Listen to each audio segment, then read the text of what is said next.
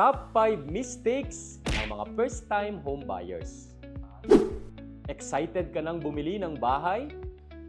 Bago ka mag-down payment, ay alamin mo muna ang 5 common mistakes ng mga first-time home buyer. Number 1, wala pang stable income pero kumagat na agad sa pagbili ng property.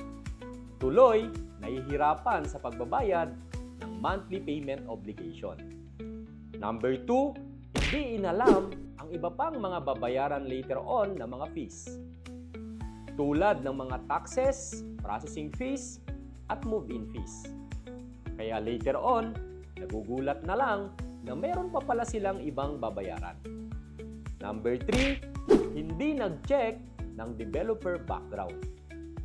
Nakakuha sa isang housing developer na marami po palang concern at problems sa mga housing project nito.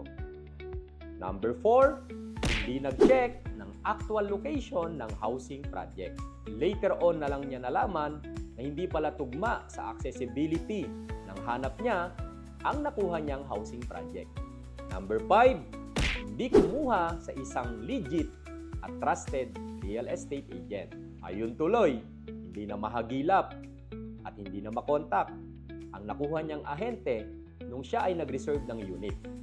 Gusto naming maging masaya ka sa unang bahay mo.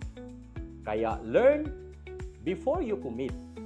For more real estate tips, i-follow nyo po ang aming social media account sa RRCity Realty, ang aming pong Facebook page, YouTube channel, at TikTok accounts.